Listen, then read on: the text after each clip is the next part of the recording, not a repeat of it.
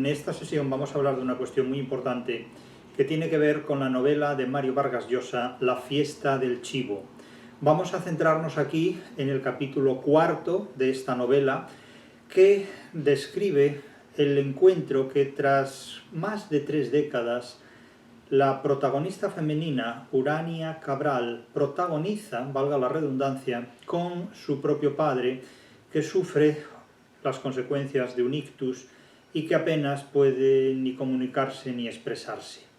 Esta novela, tan representativa de lo que es el intertexto literario de la figura del tirano en Hispanoamérica, tiene la característica general de ser un auténtico kitsch, una sinopsis, una síntesis de las características principales de lo que es esta figura del déspota, del sátrapa, en la novela hispanoamericana. Naturalmente, cuando leemos esta novela, de alguna manera leemos de nuevo obras clave en la historia de este prototipo literario, como es el sátrapa, como es el dictador, como es el déspota. Pero recuerdo al lector de este tipo de obras que las piezas clave de esta trayectoria las componen autores como Valle Inclán en 1926, con Tirano Banderas, y sobre todo Miguel Ángel Asturias, con obras como El señor presidente, que se compone en 1933, apenas unos poquitos años después de que se publique Tirano Banderas, aunque esta novela, El señor presidente de Miguel Ángel Asturias, se publica años más tarde, años después.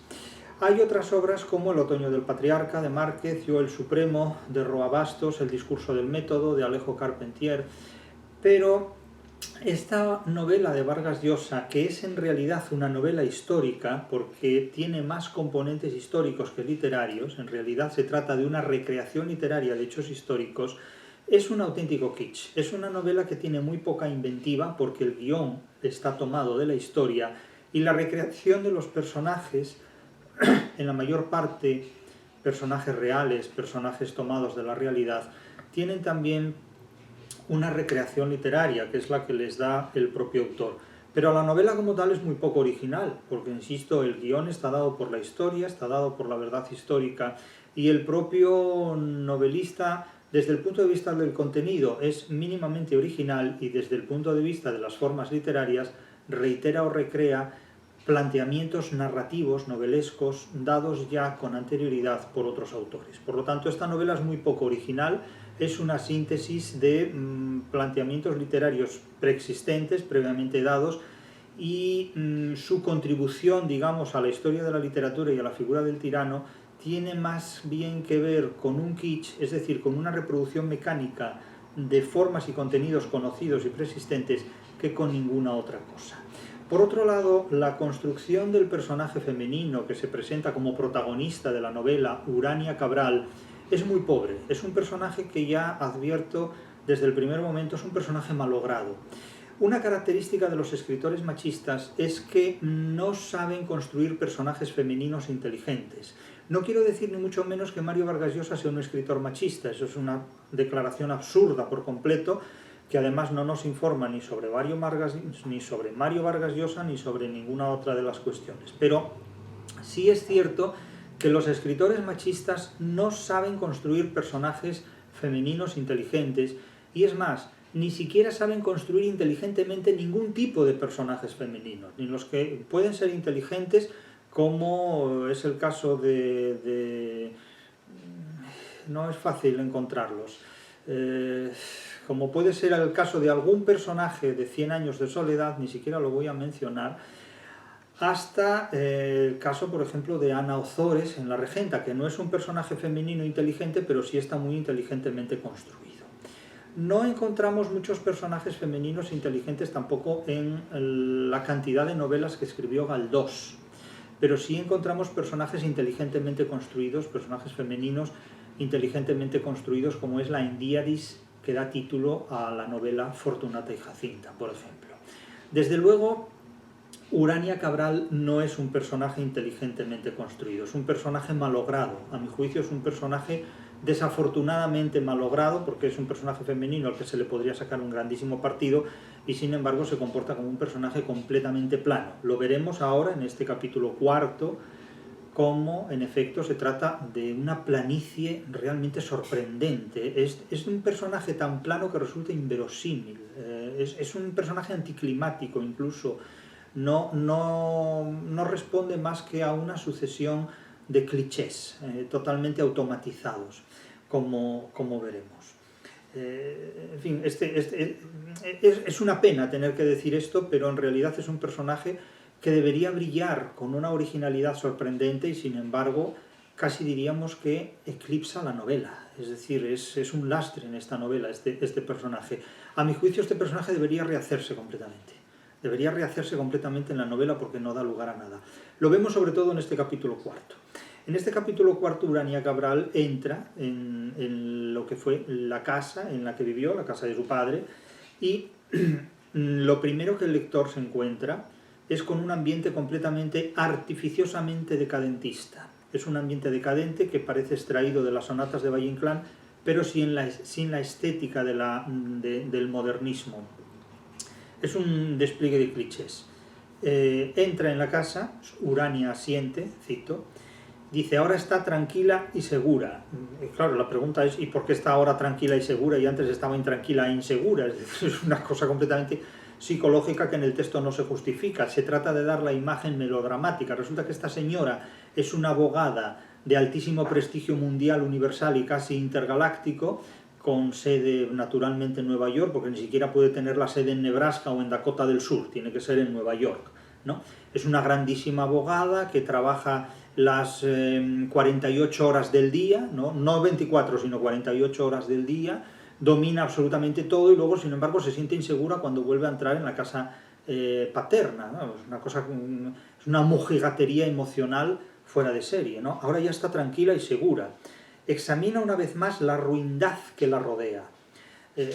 La ruindad que la rodea en un régimen políticamente hablando democrático, es decir, en la dictadura la casa era la casa naturalmente de un colaborador del dictador hasta que cae en desgracia y vivía bien. En un totalitarismo vivía bien, ahora en democracia vive en un estado de abandono completo. Además de deteriorarse la pintura de las paredes, el tablero de la mesa, el lavador, el armario, todo parece encogido y descentrado. Casi parece un cuadro de una obra de teatro expresionista, propia de Strindberg, sobre todo, o del periodo del teatro de entreguerras, ¿no? En la línea de la estética de Georg Büchner, cuando Büchner, sin embargo, bueno, es un autor del romanticismo. Büchner muere en 1837, 10 años después de Beethoven, que muere en 1827. 200 años después de Góngora, ¿no? Que muere en 1627. El caso es que hay un completo deterioro, una estética absolutamente decadentista, y en esta estética decadentista emerge la figura de esta Urania Cabral, que es una mega super proto archi magnífica abogada de derecho internacional público, no se especifica exactamente el área, pero trabaja en los negocios, asesora a empresas internacionales, casi diríamos intergalácticas, ¿no? Una cosa impresionante, maneja las finanzas, maneja lo que diríamos el derecho internacional público, privado y el derecho mercantil, sobre todo. Es decir, trabaja para asesorar a los amigos del comercio. Y sin embargo está intranquila e insegura cuando entra en la casa paterna en un ambiente totalmente decadentista. Todo parece encogido y descentrado. ¿Eran los mismos muebles? Se pregunta. No reconocía nada. O sea, pobrecita, no reconoce nada. Es que casi parece la imagen vulnerable de un ser totalmente adánico y que ha, digamos, atravesado el espejo como una Alicia vulnerable a las más elementales emociones. Claro, resulta muy cursi esto, ¿no? O sea, realmente muy cursi. O sea, resulta incompatible con la imagen de una hiper, super, proto, mega abogada intergaláctica, ¿no? Pero, en fin, todo para expresar un signo de ruina total. El decadentismo es impresionante. Sube la escalera de pasamanos descolorido y sin los maceteros con flores que ella recordaba. Hombre, pretender que las flores estén todavía vigentes después de 30 o 35 años es un poco fuerte, pero bueno, siempre con la sensación de que la vivienda se ha encogido. Al llegar al piso superior, nota las losetas desportilladas, algunas flojas. Esta era una casita moderna, próspera, amueblada con gusto. Ha caído en picada. Es un tugurio en comparación con las residencias y condominios que vio la víspera en Bellavista. Se detiene ante la primera puerta. Este era su cuarto, el cuarto de ella, y antes de entrar toca con los nudillos un par de veces. Era su cuarto, podía ser el cuarto de ella, puede ser el cuarto de él, porque ahora parece que es su cuarto. Este su puede referirse a ella o puede referirse al padre.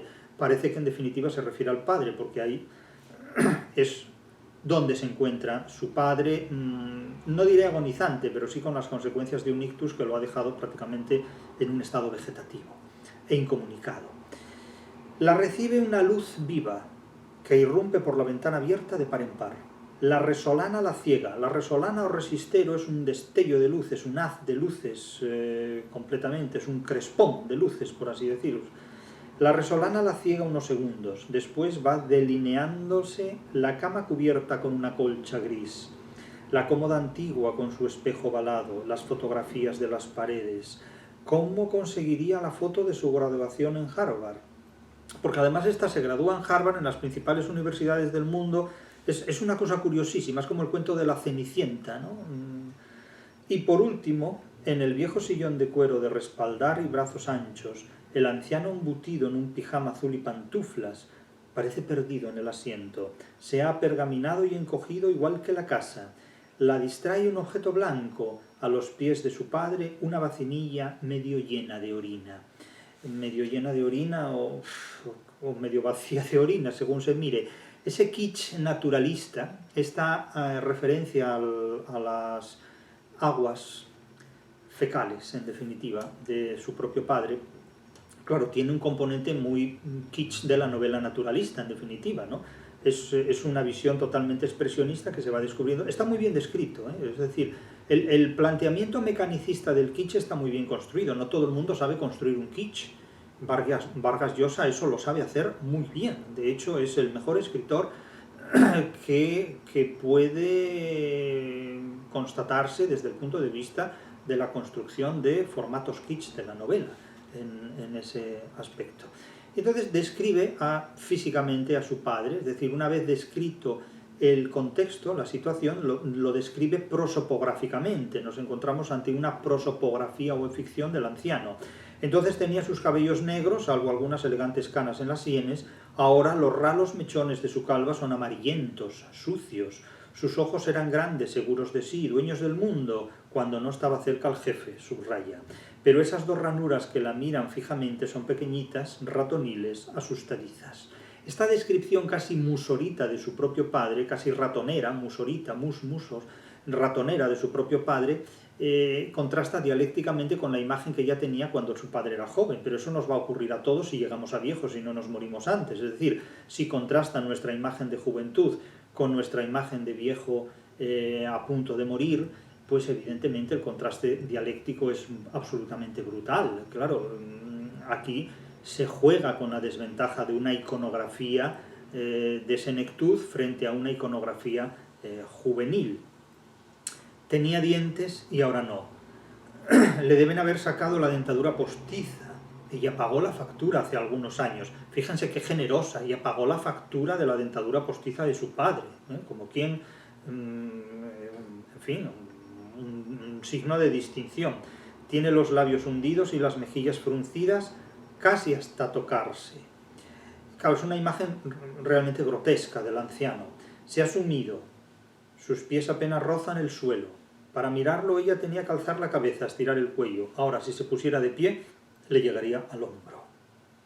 Nótese el estado de abandono. Y le dice, a partir de aquí, se inicia un monólogo, que casi es un soliloquio, porque no sabemos hasta qué punto este anciano enfermo y en estado realmente vegetativo puede oír, procesar, interpretar, descodificar lo que le dice su hija. En un momento dado le dice, yo tampoco te reconozco, murmura Urania, no sé por qué he venido, ¿qué hago aquí? Debo confesar que yo como lector de la novela tampoco sé por qué ella ha ido ahí, ni por qué ha venido, supongo que para que el narrador lo cuente, pero no por otra cosa. Es como si ese personaje, Urania Cabral, hubiera sido forzado por el narrador le dijera, mira, voy a escribir una novela y necesito que tú vuelvas a ver a tu padre 30 o 35 años después para que yo lo cuente. Y entonces ella dice, he venido aquí porque me ha traído el narrador, no porque yo tenga ningún interés en hacerlo. Y de hecho, este personaje artificiosísimo, inventadísimo hasta lo inverosímil, es realmente una hipérbole inverosímil de Urania, de la misma Urania Cabral, está ahí porque el narrador la ha puesto, pero no porque ella tenga ningún interés en estar, ni porque tenga absolutamente nada que decir. De hecho, dice ocurrencias, dice algo que es impropio de una hija que lleva 30 o 35 años sin ver a su padre, un padre que la ha entregado como material sexual a un sátrapa para reconciliarse con el sátrapa de alguna forma. Es decir, es una aberración, es el contexto de una aberración completa. Pero es un personaje femenino muy malogrado. Fíjense en el kitsch sobre el cual se construye esta figura de Urania Cabral. La casa estaba llena de libros. Urania ojea sin H, ojea sin H, es decir, le echa el ojo, no pasa las páginas. Ojea sin H, las paredes desnudas. ¿Qué fue de ellos? Ya no puedes leer, claro. Tenías tiempo de leer entonces. ¿Cómo le decía no puedes leer si no puede a veces no puede ni hablar ni mover los labios? Eso, aquí aparece también la figura de una mujer que martiriza a un anciano, porque lo tortura, realmente. Es decir, lo somete a un proceso verbal respecto al cual el propio anciano no puede reaccionar. Una de las características de la tortura es que el torturador está inmunizado frente a cualquier agresión que le pueda dar la persona torturada. Lo que sucede en este capítulo 4 de la fiesta del chivo es una sesión de tortura verbal, de maltrato con palabras, que es un desahogo, es un ajuste de cuentas, en definitiva es una venganza de la propia Urania Cabral respecto a su padre. Lo que su padre le hizo a su propia hija es muy fuerte, porque entregar a la hija como material sexual, en realidad como producto prostibulario a un sátrapa para reconciliarse con él, eso tiene muchos bemoles. Eso realmente es lo que su propia hija le reprocha y dice, pero ¿por qué hacíais este tipo de cosas? Entregando a vuestras mujeres, a vuestras hijas, como combustible sexual, como material sexual, para satisfacer a ese sátrapa que era en la novela. No hablo de la historia, yo no juzgo la historia en este punto, porque no soy historiador, soy un intérprete de obras literarias, en este caso de esta novela. Se las entregaban al sátrapa simplemente para ellos mantener una posición política dominante. Claro, es una cosa que realmente resulta difícil de entender, pero resulta difícil de entender porque la gente no se pone en esa situación, porque también resulta difícil de entender que todo un país como Alemania se identificara con el nazismo en un momento dado. Resulta difícil de entender que un pensador como Heidegger se identifique con el nazismo. Depende de dónde se quieran ustedes poner, depende si lo quieren justificar o no.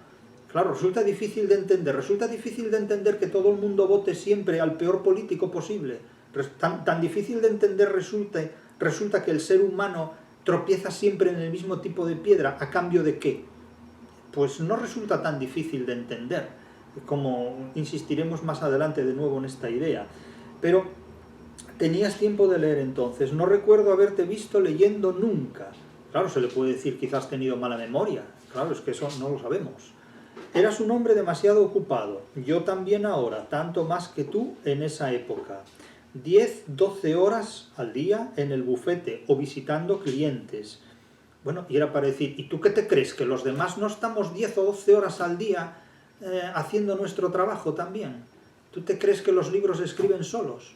¿Tú te crees que un pianista cuando interpreta, pues por ejemplo, no lo sé, el primero o el segundo de los conciertos de Chopin, no ha estado 10 y 12 horas durante años de su vida tocando el piano? Es que aquí la gente alardea de que si trabaja... ¿Y cuánto trabajaba Miguel Hernández cuidando sus cabras y sembrando sus campos?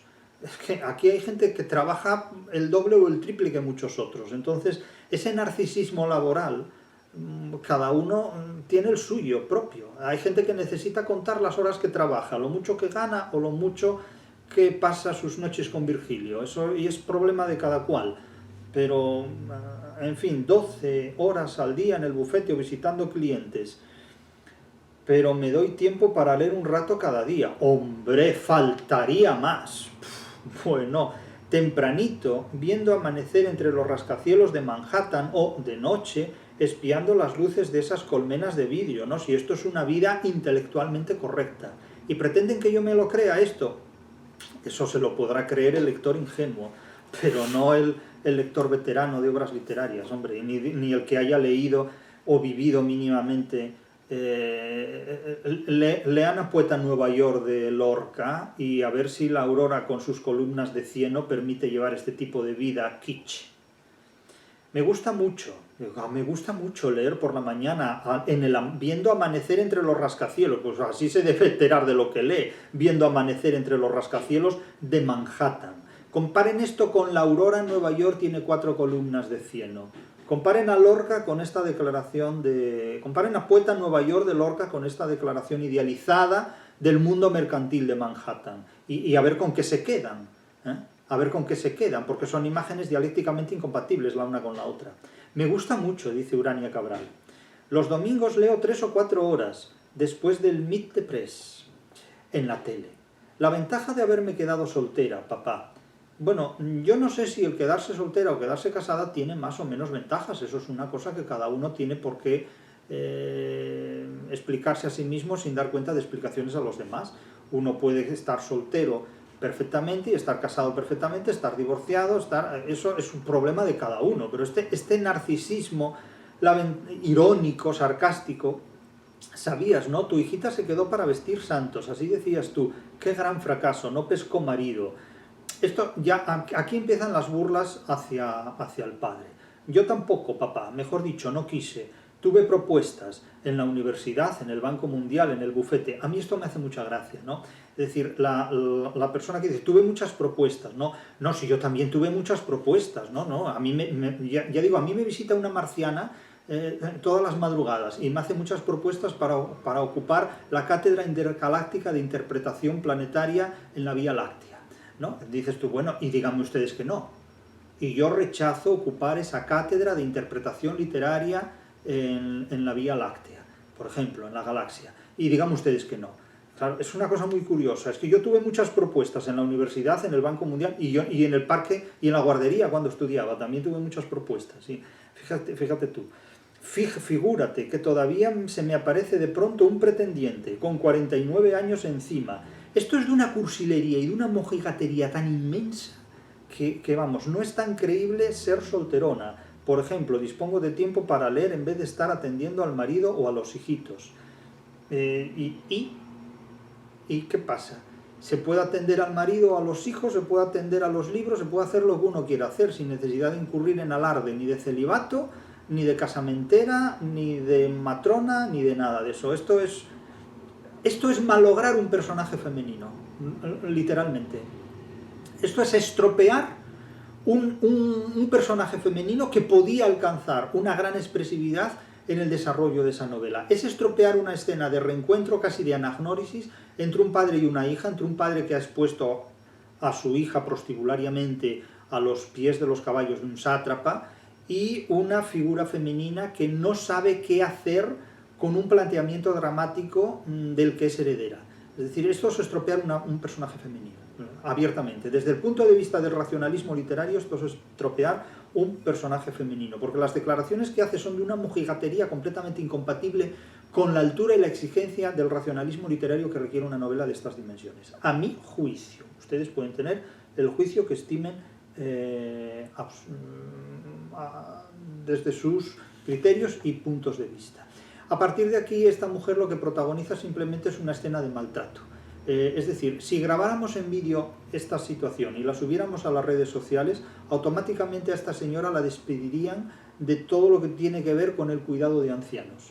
Porque este trato a una persona que no se puede mover, que no puede reaccionar y que no puede responder a nada, es evidente que se trata de un acto de crueldad, completamente. Ahora bien, las personas que han sufrido mucho son personas muy peligrosas. No solo porque se creen con un derecho natural a resarcirse, a restaurar emocionalmente el daño que han padecido, porque inevitablemente el resentimiento es muy fuerte cuando alguien ha sufrido injusticias que no se han subsanado, que no se han restaurado, sino que además adoptan un comportamiento que les induce a comportarse cruelmente, incluso con aquellas personas que no tienen nada que ver o que no han tenido nada que ver con el daño que han sufrido.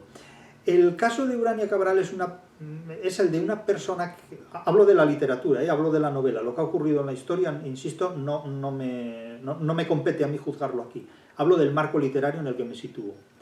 El caso de Urania Cabral es el de una mujer que ha sufrido, una experiencia completamente traumática, porque siendo prácticamente una niña, insisto, es entregada sexualmente a las fauces de un sátrapa repulsivo en todos los terrenos, que además hace con ella lo que es muy desagradable de leer en la novela.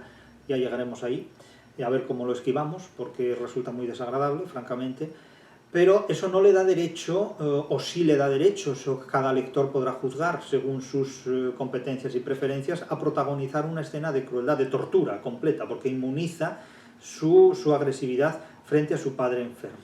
Y le dice, pero le canta a las 40, pero bien cantadas, le dice: hay algo que no fuiste, papá, me he convertido en una experta en Trujillo, en el dictador. En lugar de jugar al bridge, al golf, montar a caballo o oír la ópera, mi hobby ha sido enterarme de lo que pasó en estos años.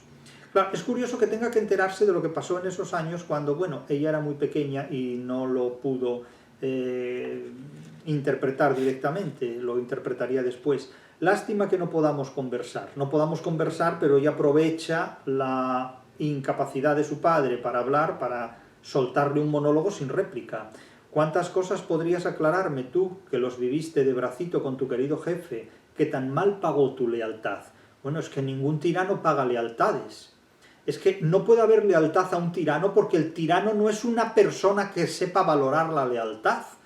El tirano se rodea de esclavos y de criaturas serviles, pero no de leales. Es que el primer error consiste en suponer que un tirano tiene fieles o tiene gente leal. Eso es inconcebible completamente, eso es un error lingüístico completamente que ninguna persona inteligente se puede permitir. Por ejemplo, me hubiera gustado que me aclarara si su excelencia se acostó también con mamá, con mi mamá. Claro, ¿realmente quiere saber esto Urania Cabral? ¿Realmente lo quiere saber? Pero ¿por qué quiere saber esto? Si eso vale más no querer saberlo. Vale más darlo por supuesto, simplemente no querer saberlo. Pero ¿por qué lo quiere saber? ¿Por qué quiere buscar la satisfacción morbosa de eso?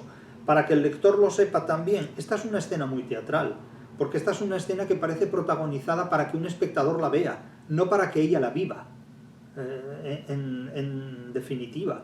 Es decir, cuando alguien teatraliza algo sin vivirlo, es porque actúa para ser visto, pero no porque lo viva directamente. Es la diferencia entre un actor y una persona real.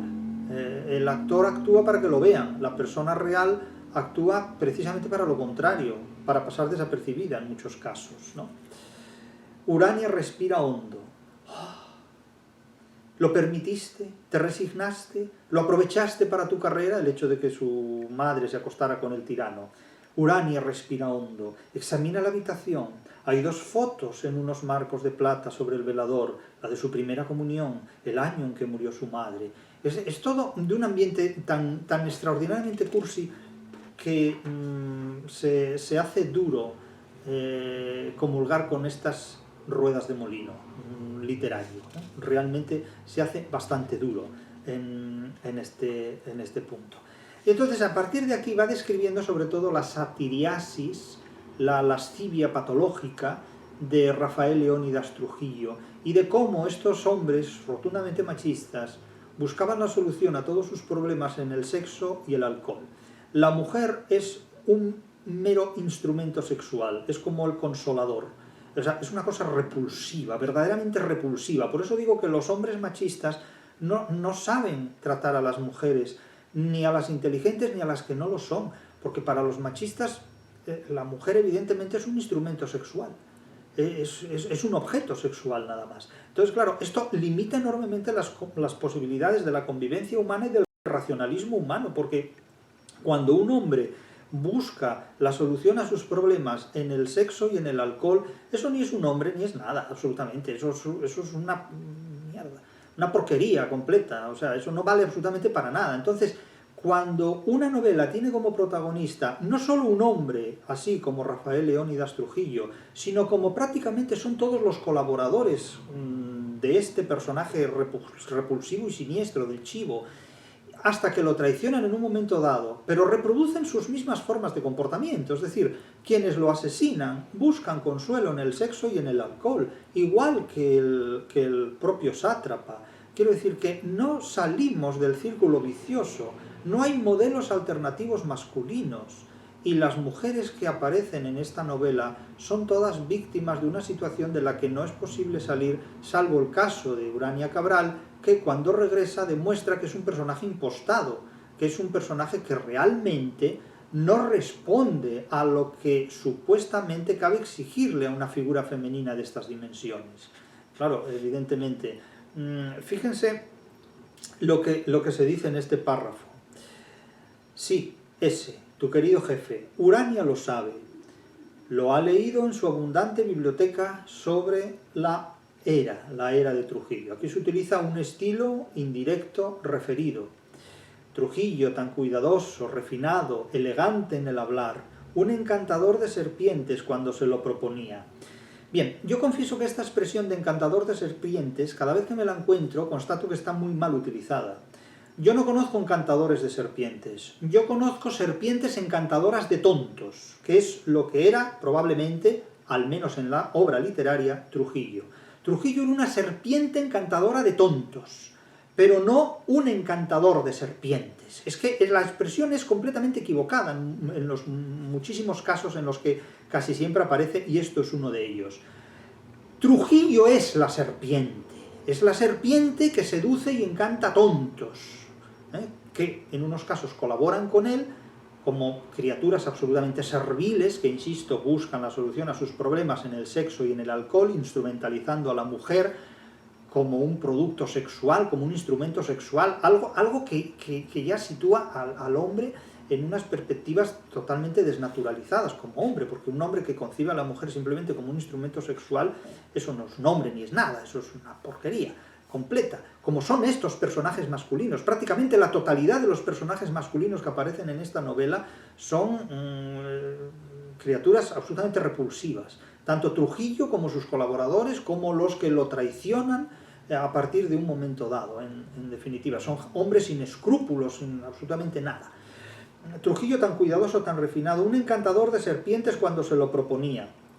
Yo no conozco encantadores de serpientes, yo conozco serpientes encantadoras de tontos, serpientes que tienen ojos risueños de ofidios sabios, de serpiente sabia, en definitiva. Personas que tienen los ojos risueños y la mirada de serpiente sabia. A esas conozco muchas. Pero encantadores de serpientes no conozco a nadie. Conozco serpientes encantadoras de tontos. A esas he conocido, a esas y a esos me da igual. Serpientes o serpientos, me da lo mismo. Encantadores de tontos he conocido a muchísimos. Pero bueno, esos son los cebos del mercado. De pronto, en las noches, luego en unas copas de brandy español, Carlos I solía soltar las palabras más soeces, hablar como se habla en un central azucarero, en los batelles, entre los estibadores del puerto, sobre Lozama, en los estadios o en los burdeles, hablar como hablan los hombres cuando necesitan sentirse más machos de lo que son. Bueno, cuando necesitan sentirse más machos de lo que son, porque no son nada, en definitiva. El machismo es el disfraz del impotente. El machismo es el disfraz del hombre impotente, en definitiva, del hombre que no sabe vivir ni convivir absolutamente con nada racional que le exige estar a la altura de las circunstancias, ¿no? Se habla en un momento dado de Enrique Chirinos, de Henry Chirinos, el Judas que te traicionó, que dice, de Henry Chirinos hablaremos más adelante cuando lleguemos a uno de los capítulos más importantes desde el punto de vista del tratamiento del dinero en la fiesta del chivo, de lo que supone el uso del dinero en los totalitarismos y de cómo la democracia en muchos aspectos es la caja fuerte tocante al dinero, por lo que se refiere al dinero, es la caja fuerte de satrapías y de totalitarismos. Esto lo veremos en el capítulo en el que Henry Chirinos ocupa un lugar protagonista como el gestor de las finanzas de la República Dominicana en manos de Trujillo, en definitiva. Con Trujillo, y al final se viró y se acomodó a la democracia pese a haber sido tan trujillista como tú. Es decir, Henry Chirinos, que fue uno de los mayores trujillistas de la era Trujillo, según la novela, después se acomodó a la democracia pues mucho mejor que tú. mucho mejor que tú, indudablemente. Claro, es curioso cómo la democracia y el trujillismo tienen concomitancias y aspectos extraordinariamente comunes. Entonces, ¿cuáles son las diferencias entre la democracia y el totalitarismo cuando un totalitarismo como el de Trujillo se transustancializa en una democracia posterior a la era Trujillo, en la que muchos trujillistas ocuparon puestos fundamentales en democracia? Claro, muchos oyentes me dirán, pero eso es lo mismo que ocurrió en el franquismo y en la democracia. Es decir, algunas personas consideran que la democracia es uno de los estadios de la dictadura franquista, otros consideran que fue una transición porque se evitó de esta manera darle nombres distintos, cambios radicales, sino que fue una especie de mariposa que evolucionó a partir de la ipsipila franquista, por así decirlo. Cada persona podrá tener una interpretación de esto evidente, pero yo hago una pregunta. ¿Cuál es la diferencia entre una democracia y un totalitarismo en el que, caído el totalitarismo, los puestos políticos de la democracia los ocuparon personas que también formaron parte de la caída totalitaria, ¿no? De la caída de la dictadura o de la dictadura caída? Entonces, claro, es muy curiosa la metamorfosis de la democracia en más de un aspecto. Claro, Urania Cabral se hace una pregunta decisiva y en este punto refleja una gran inteligencia este personaje, puntualmente. Ella se pregunta, ¿cómo era posible, papá, que hicierais todo esto con esa serpiente sabia que era el Trujillo? ¿Cómo era posible, papá, que un hombre como Froilán Arala, culto, preparado, inteligente, llegar a aceptar eso, entregar a su mujer, a sus hijas, a sus familiares, a la sexualidad prostibularia, a la satiriasis de Trujillo? ¿Qué les hacía? ¿Qué les daba para convertir a don Froilán, a Chirinos, a Manuel Alfonso, a ti, a todos sus brazos derechos e izquierdos en trapos sucios? Claro, ¿qué les daba? Pues, hombre, yo recuerdo, como me comentó una historiadora de renombre,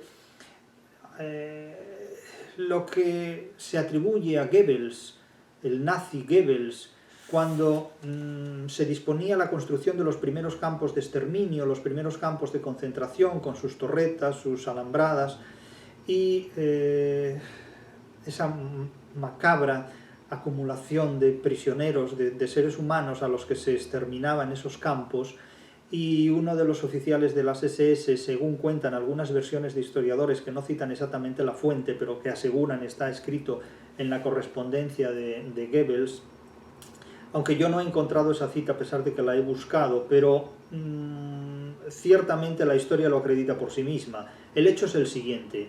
Parece ser que un oficial de las SS le preguntó a Goebbels si no iba a proporcionar más guardianes, más militares para el campo. Decía, un campo de 10.000 prisioneros no puede estar custodiado por 40 guardias, porque claro, 10.000 prisioneros frente a 40 guardias, claro, evidentemente no es posible contener esa masa humana. Y Goebbels le dijo que 40 guardias eran más que suficiente para tener controlados a 10.000 prisioneros por una razón fundamental, y es que de los 10.000 prisioneros prácticamente todos se someterían con tal de sobrevivir a los imperativos de sus vigilantes, salvo algunos que puntualmente tendrían capacidad de resistencia. Era deber de los guardias identificar a esos prisioneros que tenían una capacidad de resistencia por encima de la de los demás, para exterminarlos los primeros, lo antes posible, para evitar que su actitud pudiera resultar, diríamos, inspiradora o contagiosa a los otros. Y el resto de seres humanos se someterían, a cambio de sobrevivir, a las condiciones más extremas. Y el guardia asintió. Según relatan algunos historiadores, aunque ya digo yo, esta cita no he podido localizarla, pero lo cierto es que a todos los historiadores ha sorprendido siempre la falta de proporción entre la cantidad de seres humanos recluidos y exterminados en los campos nazis y el número extraordinariamente limitado de guardias que los torturaban y destruían a diario. Entonces, la pregunta de Urania Cabral es la misma, es decir, ¿cómo es posible que un solo hombre pudiera teneros a todos absolutamente dominados, hasta tal punto de que os sometía a vosotros mismos a unas vejaciones absolutamente intolerables, como era obligaros a prostituir a vuestras propias mujeres y a vuestras propias hijas y convertirlas en productos sexuales en manos del tirano, en manos del déspota. Dice, es realmente increíble que lo hubierais permitido, ¿no? Y dice, no lo entiendes, Urania, se dice a sí misma. Hay muchas cosas de la era, Trujillo, que has llegado a entender. Algunas al principio te parecían inextricables, pero a fuerza de leer, escuchar, cotejar y pensar, has llegado a comprender que tantos millones de personas, machacadas por la propaganda, por la falta de información, embrutecidas por el adoctrinamiento, el aislamiento, despojadas del libre albedrío, de voluntad y hasta de curiosidad por el miedo y la práctica del servilismo y la obsecuencia, llegaran a divinizar a Trujillo. No solo a temerlo, sino a quererlo, como llegan a querer los hijos a los padres autoritarios, a convencerse de que azotes y castigos son por su bien. Lo que nunca has llegado a entender es que los dominicanos más preparados, las cabezas del país, abogados, médicos, ingenieros, salidos a veces de muy buenas universidades de Estados Unidos o de Europa, sensibles, cultos, con experiencia, lecturas, ideas, presumiblemente un desarrollado sentido del ridículo, sentimientos pruritos, aceptaran ser vejados de manera tan salvaje.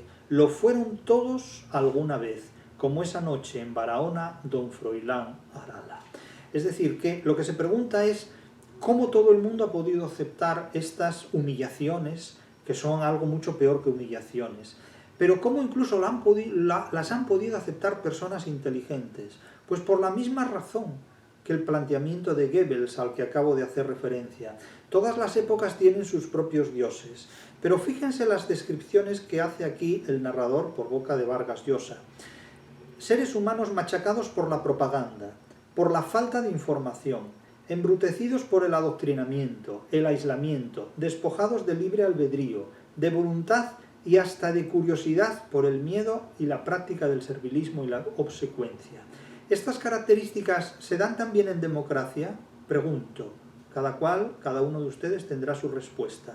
¿Hay en democracia personas machacadas por la propaganda, por falta de información, embrutecidas por el adoctrinamiento, aisladas, despojadas de libre albedrío, de voluntad y hasta de curiosidad, por causa de miedo o práctica, de servilismo y obsecuencia? Cada cual tendrá su respuesta, yo simplemente hago la pregunta. Porque la conducta humana, tanto en una democracia como en un régimen absolutista, como en un totalitarismo, responde básicamente siempre a los mismos patrones. Entonces es muy fácil incurrir en una renuncia a la libertad a cambio de la supervivencia.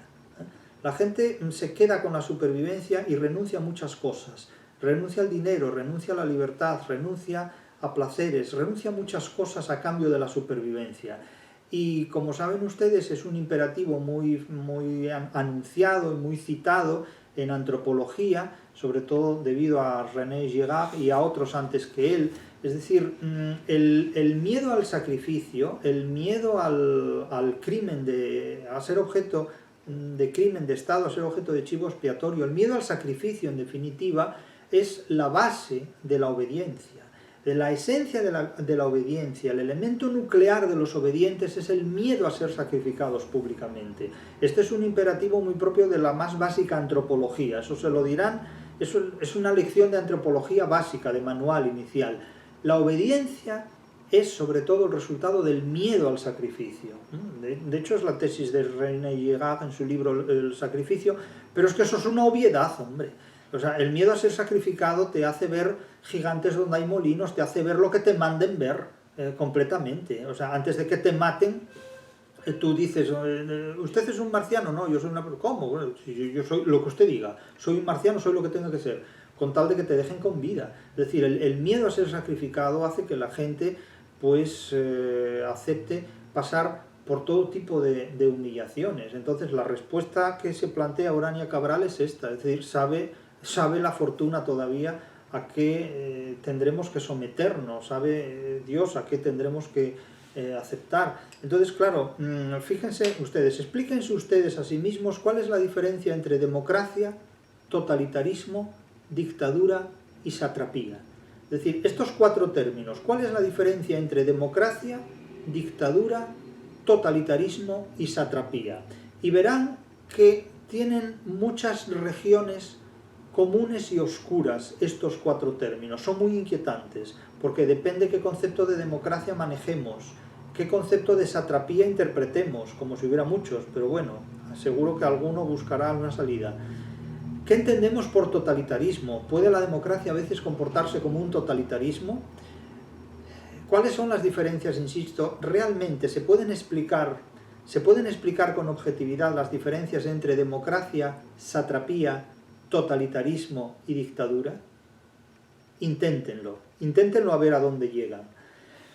Pero prosigue la incidencia de Urania Cabral. ¿Valía la pena, papá, someterse a todo esto? ¿Era por la ilusión de estar disfrutando del poder? Aquí hay un presente continuo fuerte, ¿eh? ¿Era por la ilusión de disfrutar del poder?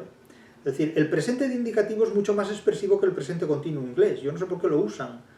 Y lo usa Vargas Llosa.